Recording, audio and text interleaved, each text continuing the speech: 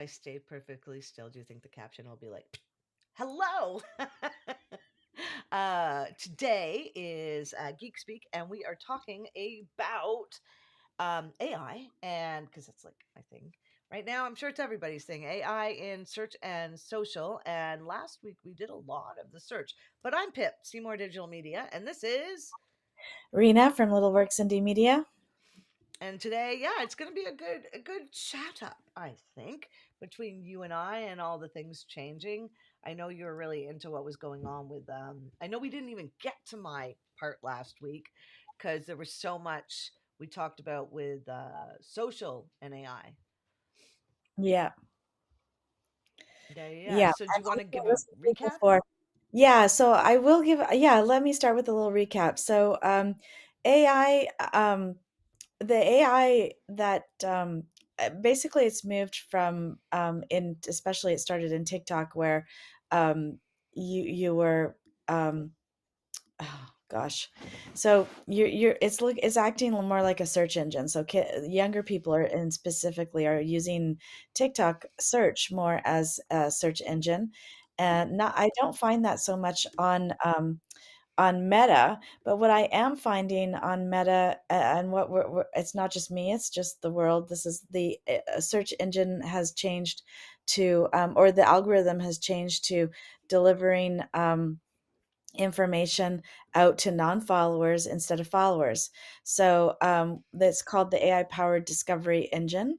And so what that means is, or what we're looking at is that it means that you need to stop spending your time and money growing your audience. That's number one. And you want to prepare your content to be found by non-followers, so new people with interests on your topic or on your products. So we want to really focus on creating content that's going to find that top funnel people and find you, and they're going to be interested in what you're doing. You So probably look, noticed it. I have a Yeah, question. So is yeah, this for organic social yes, yes, because pages or the algorithm is people? always for organic. I mean, paid is the whole Got point of its own getting algorithm. past the algorithm, right? But so it's I don't really understand your pages or people question. Do you want to let me know what you're Well, like, about? because it was very hard to do anything in social unless you paid, like to get more viewers, right? Unless you Yeah, pay so to this is play. what I'm talking about. So we're not looking at, so it used to be you would create your content and that would go in front of a certain percentage of your current followers. And then if they interacted with that content, then it would move out into other people. So their connections, that type of thing. And that's how the algorithm would sort of bump up with every action.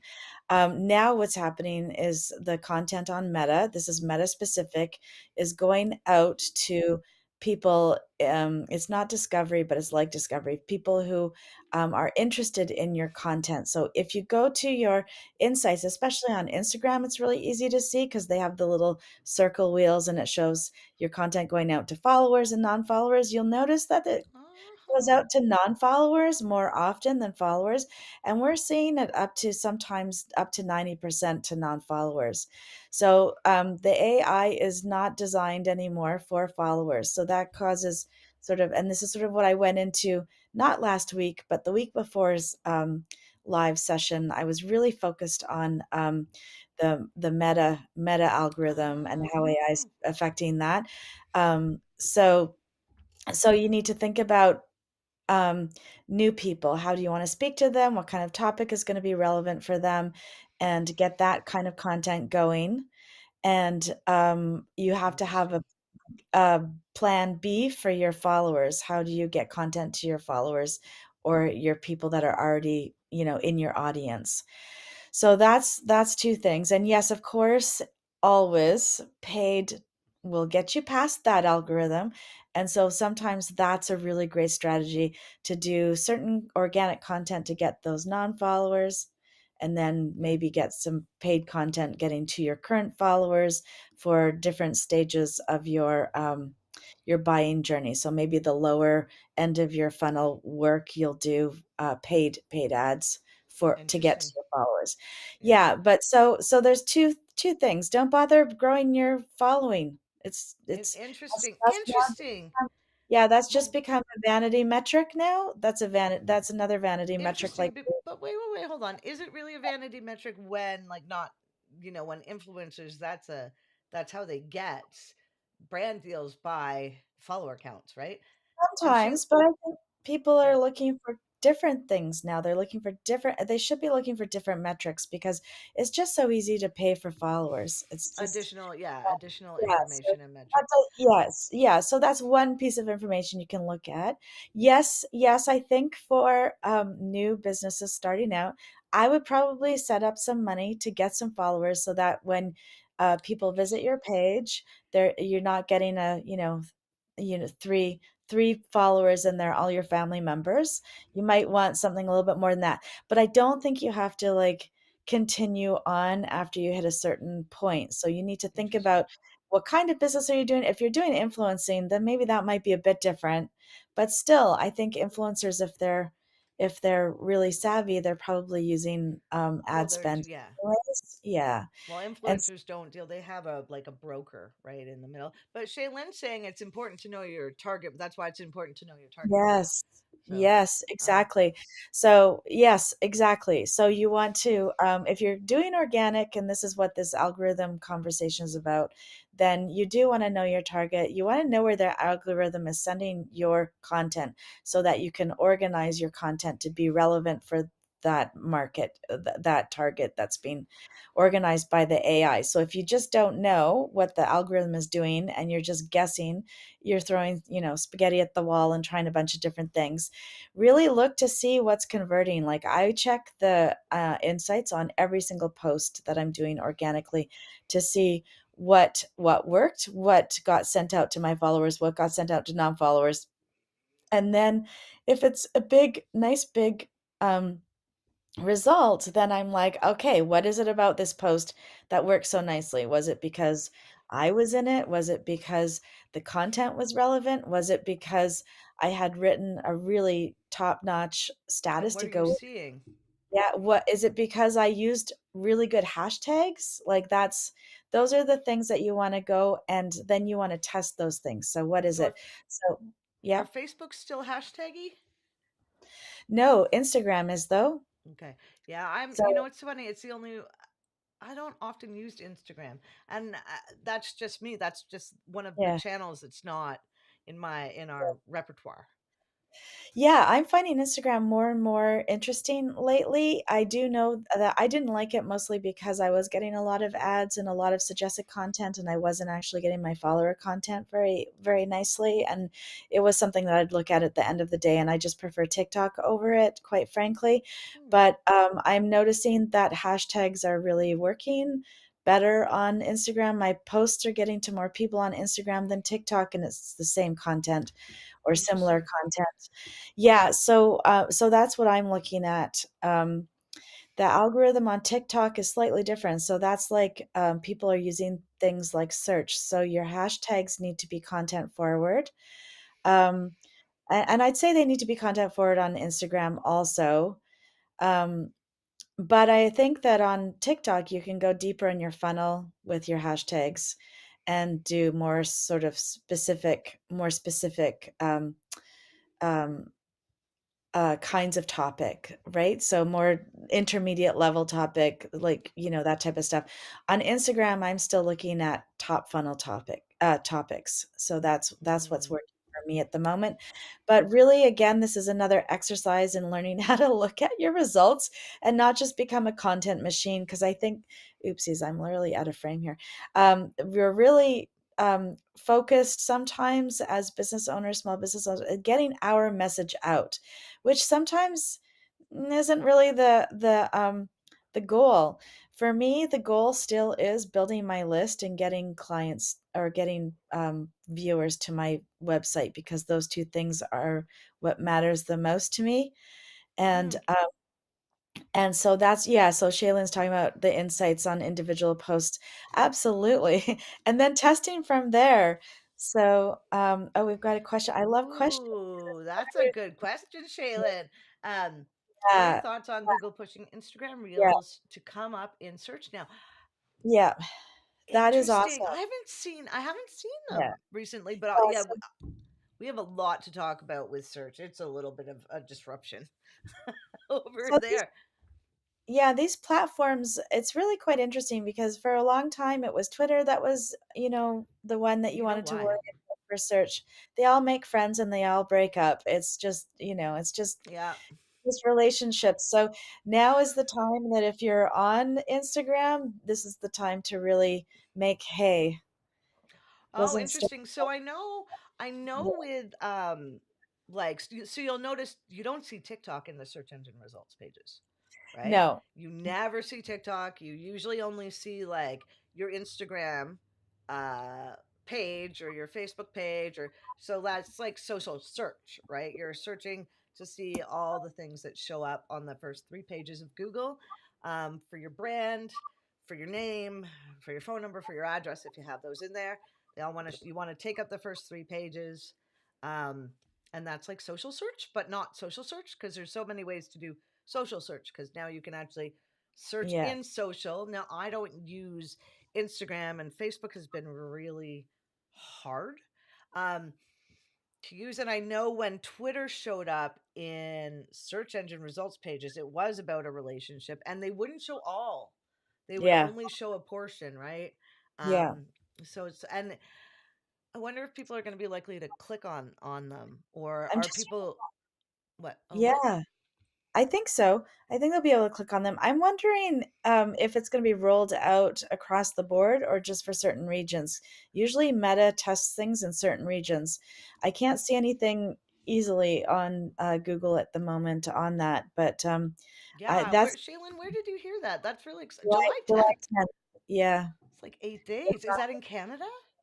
Well, that's exactly what I was just asking. So Yeah, I'm not sure if it's rolling out regionally or not.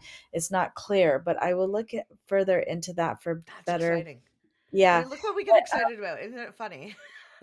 well, I don't know. I think it's that's a great thing to be excited about out of I all of. think search is fascinating. So I think what's happening in there, because today I wanted to bring up the difference between, so we have AEO, Mhm. which is answer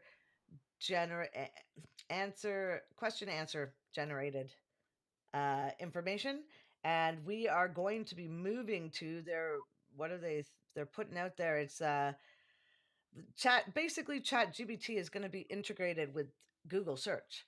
Not actually chat GBT, but it's going to be called Google's AI mode, and it's coming soon. And Yeah. Google has already lost like 1 point, so what is the stat, it's like 1.4, lost 1.4 of its market share to chat GBT. All right.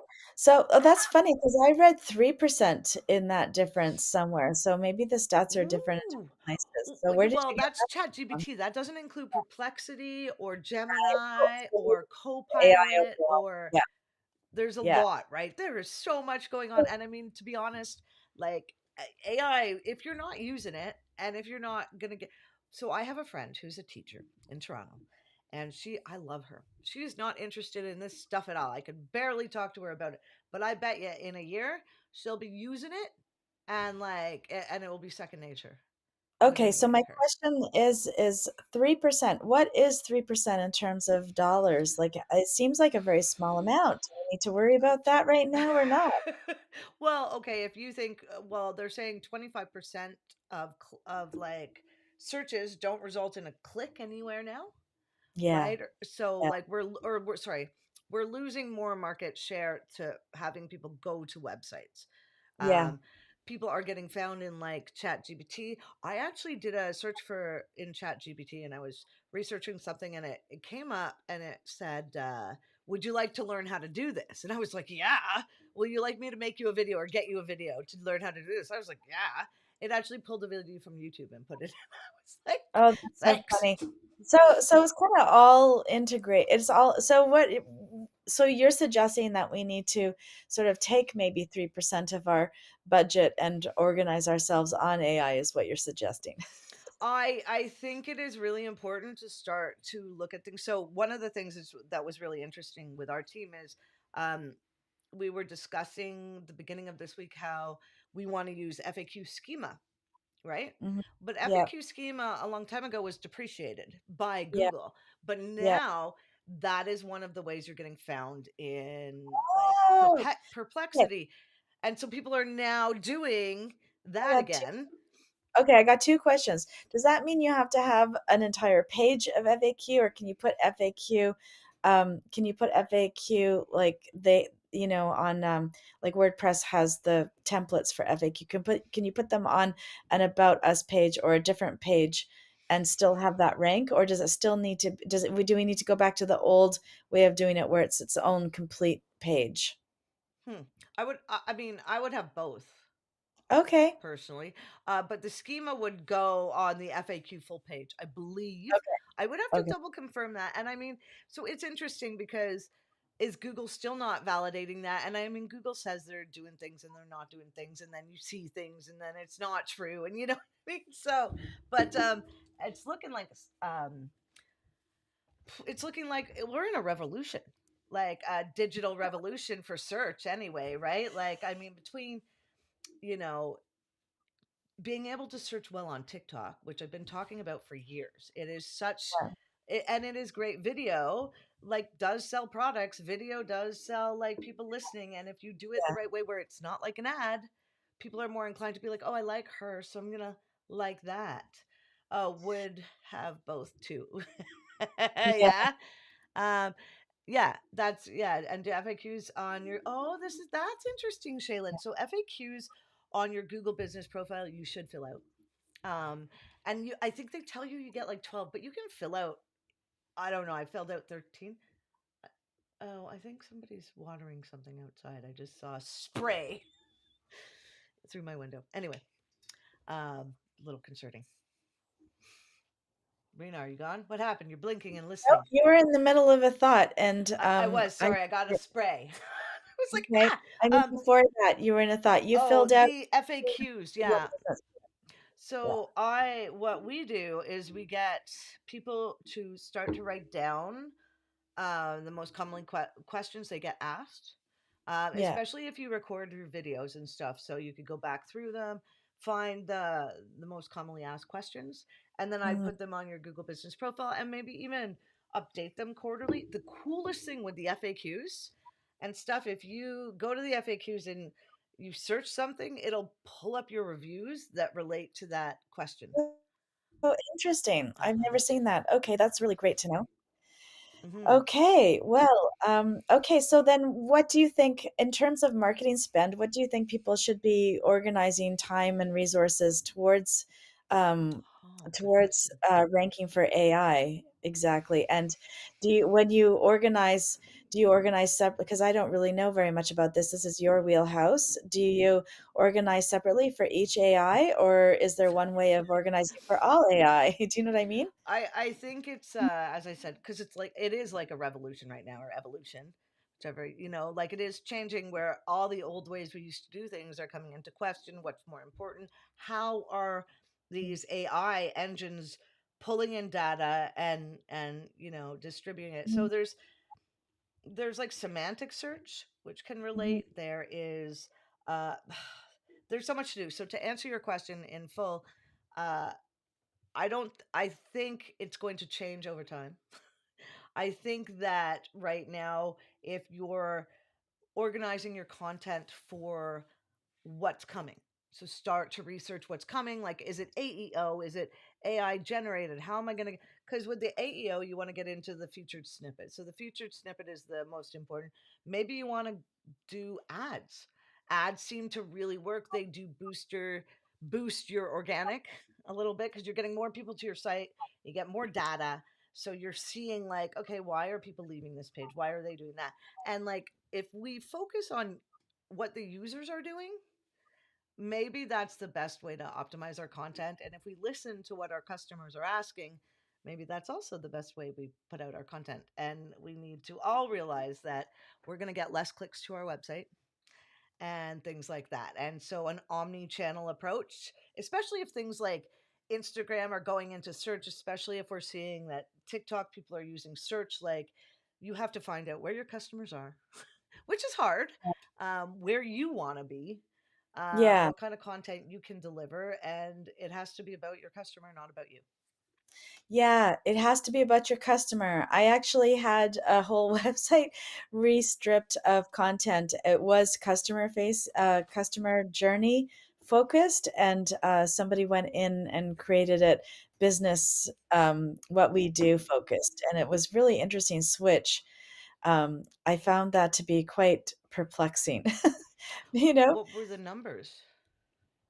For the I don't it's a brand new site, so wasn't really anything to Oh, they didn't have Google Analytics set up. There was a lot of things with that site, but they didn't wait to see what the numbers were on the new content and how it was operating in the world. They just decided that they wanted to focus on them, which I think is always a really big mistake. Focusing on your customer journey instead of the why I set up my business is so much more interesting. You know, it hits me where when I know I have a problem, if you understand what my problem is right at the get-go. so tell me more. Are you, when you're doing the website, you're speaking from a customer's point of view of, like, so you're not writing about like I started my That's business when? that's correct. Like Okay. the yeah, that's correct. The founder's journey can be interesting at the beginning, but it's a little bit old hat. Now, what's more interesting or what creates better interaction for a customer is the customer's journey, not the proprietor's or the business owner's journey. Interesting. Um, so yeah, because you have to get so if you're thinking about the old style of home pages in particular, you would have like sort of like your tagline usually and a call to action if you had that, and then below you'd have what do we do, and that's fine. But what you really want to key into is like what problem are you solving? How can you help that person? That's got Hmm. to be really front facing rather than I started my clinic because I felt that people were not getting the kind of care that you know what I mean? Who cares what you think? It's like, what is my experience as a patient is way more important than right? And Interesting. so that the founder's journey can be a good starting place when you're a brand new company because it helps you. You don't really know your client journey yet. But Hmm. once you understand your client journey, then you need to put that front and center, and that needs to be your focus. Um, That's really interesting. I have yeah. some predictions. So I was wondering, do you have predictions for what's coming? I wanted to kind of put it out Yeah. there because AI is crazy. It is. I mean, I know you laugh at me, but it really is in our profession. Like, I don't laugh at it's you. so life changing right now. It's like I think a lot of us. I mean, even we're a little overwhelmed in the marketing space because every day it's like, oh my god, there's this. Oh my god, there's that. Oh yeah, yeah. You know. Well, it can be overwhelming, but I feel like what you had said earlier really resonates for me is you used the term omni-channel, whereas I look at you need an overall strategy and you Mm, need to be working from that place rather than siloing and hoping for the best and just creating content and hoping for the best. So for me, no the spray and strategy, pray. pardon me? No spray and pray. Yes, yes, spray and pray. So I really feel that we're going to be moving from independent, siloed providers into at least having somebody organizing a strategy and overseeing that strategy over many channels. And that's how I see a movement from this to this, right? Interesting. You'll still get the, you know, you're still gonna get the deep knowledge from independent contractors who organize the individual um, areas, but you're going to have somebody that's going to be in charge of that strategy and reviewing all of the data at the end of the month rather than Well, or that's weekly. fun. That's the funnest part. I mean, when we get to dig into the data, Phelan's really great at it. It's really great to be, and many of our clients really appreciate it because for the first time ever, they're saying, hey, I put money into this, but what's making me money? Right. And I mean, Yeah. I think there's going to be a real separation between informational content and product content, Yes, right? for sure. Oh, that's Because I think good. Yeah. product is going like hard on social where you're going to be able to click to buy. I mean, that's what Mm, they want, right? So mm, I think that's going to be a big factor. I think urgency is a big factor. I think yeah. specialization is a huge factor because you want to find those people that are just like, oh my God, I love this stuff, right? And they're eating it for lunch and Mm, then telling you about it. So I think urgency and what's coming, because traditional things are no longer working um, yeah. as they used to. So um, my prediction is that AI is going to completely change how SEO works soon. But it's Oh, yeah, you're for going to sure. need the human in there to make it personalized because I don't think AI can personalize really well, and I think personalization expertise will all become huge factors. Well, Yeah. yeah, and I also think that AI, when we're thinking about algorithms, is my primary. It's like I think that when you create content, again, you need. I wouldn't call it personalization. I would call it, and I think it's the same thing. I think we're saying exactly the same thing, but for me, words are really important, and Mm, so I would call it more. You have to have that ability to actually, it's not even the doing of the thing, it's the understanding how the thing is done. So what I mean by it is that it's not just having a writer that uses AI that can actually write things nicely, because writers will be able to look at something and say, yeah, this is professionally done, no, this is not professionally done. Lay people will not be able to do that very well. We already see that. um, mm. You they can't don't tell if know. a company's hired an SEO company, like on Yeah, search. You can tell. You can tell. well, you can really tell. Or a certain kind of SEO company, or if they're outsourcing to a foreign country, usually that's an indicator, like that Mm, those style of SEO blogs are very particular. But there are lots of blogs that are SEO written and that you can't tell right away because they're really good. They're done by professionals, with a certain perspective of how they should be done, not yeah. just professionals. But you know what I mean? So the second point is, about that, is that, yeah, and that's the other thing. So, and from a website perspective, those websites that you can build in 5 minutes with AI, which I've used. I've Okay, tried let it. me I've tried it. It's interesting. try it. I have not used it in terms of I selling. have concerns. Yeah, they're terrible. They No, look no, I have. terrible. Yeah, They're some. terrible. They're No, SEO no, I've seen some that look good. I have, but I Yeah. have some concerns about hosting. I have some concerns about being able to optimize. I have Yes. concerns about access. Also, I have so many concerns.